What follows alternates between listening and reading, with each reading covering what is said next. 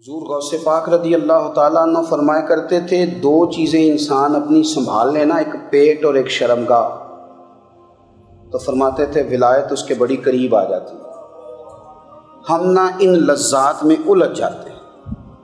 سیانے سیانے بندے روٹی کمر سیدھی کرنے کے لیے کھانی چاہیے، زبان کے ذائقے کے لیے نہیں کھانی چاہیے۔ یہ زبان کا ذائقہ لگ جائے یہ کہیں کا نہیں چھوڑتا انسان۔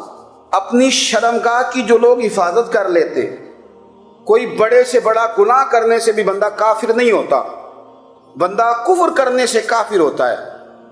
گناہ بڑے سے بڑا کرنے والا بھی گناہ گار ہے، کافر نہیں۔ لیکن بعض گناہ ایسے ہیں جو جس وقت بندہ کر رہا ہوتا ہے اس وقت وہ مومن نہیں ہوتا۔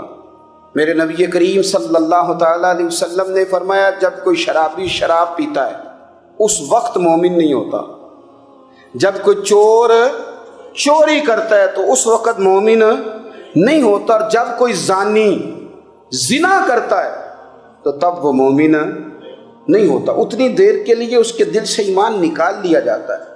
میں آپ کو بہت ساری بزرگوں کے ارشادات کا نچوڑ عرض کرنے لگا ہوں، آپ اپنا ذہن صاف کر لیں، آپ کے بہت سارے کام ویسے ہی صحیح ہو جائیں گے، کیونکہ ہمارے دین کے اندر زیادہ اجر نیتوں اور ارادوں پہ ملتا ہے۔ آپ کے جو اندر کی پاکیزگی ہے وہ بہت سارا فضل لاتی ہے اللہ کا، اور اگر دل ہی نہ پاک ہو، ذہن ہی نہ پاک ہو تو وہ خیر کی چیزیں کس طرح کر کے داخل ہوں گی؟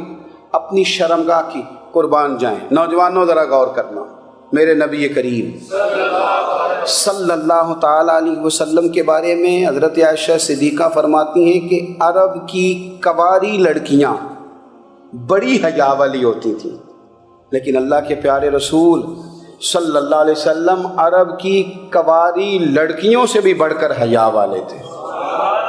کفل کا ایک واقعہ ترمذی میں ملتا ہے۔ ایک شخص کفل نام کا تھا بنی اسرائیل میں، ایک عورت مجبور تھی، اس کے بچے بھوکے تھے، تو کفل نے اسے مائل کر لیا کہ تو میرے ساتھ گناہ کرے گی تو پھر میں تیرے بچوں کی روٹی تجھے دوں گا۔ تو وہ عورت پہلے تو بیچاری نہ مانی، لیکن بچوں کی بھوک دیکھ کے مجبور ہو گئی۔ جب کفل کے قریب گئی نا وہ عورت، اس نے دروازے سارے بند کر لیے۔ ترمذی شریف میں اس کا واقعہ موجود ہے۔ چاروں جانب سے بند ہو گیا سارا کچھ، لیکن جب وہ کفل کہتا ہے میں اس بی بی کے پاس جانے لگا تو عورت کا وجود کانپتا تھا۔ جس بندے کو گناہ کی طرف جاتے اس کی طبیعت میں ہیجان پیدا ہو تو مانا یہ ہے کہ ابھی ذہن پورا غلیظ نہیں ہوا، ابھی طبیعت پوری گندی نہیں ہوئی، ابھی ایمان کی بہت ساری قسمیں موجود ہیں، عورت کا وجود کانپتا ہے۔ تو کفل کہتے ہیں کہ میں نے اسے کہا کہ سارے دروازے بند ہیں، اب ڈرتی کیوں ہے؟ تو کہنے لگی ڈرتی اس لیے ہوں کہ سارے دروازے بند نہیں ہوتے، ایک دروازہ کھلا ہے اور وہ دروازہ رب قدیر کا دروازہ ہے، اسے کیسے بند کیا جا سکتا ہے؟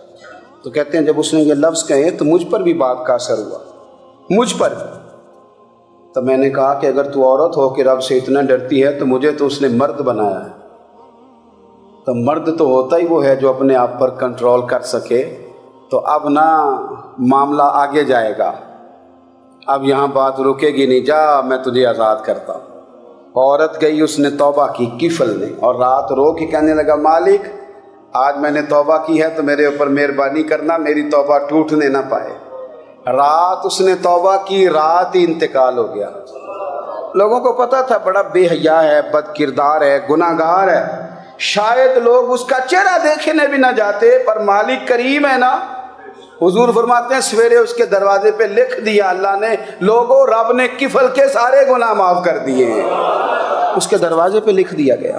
جب آپ اپنی حفاظت کرنا چاہتے ہیں تو اللہ پھر اسباب بھی پیدا کر دیتا ہے۔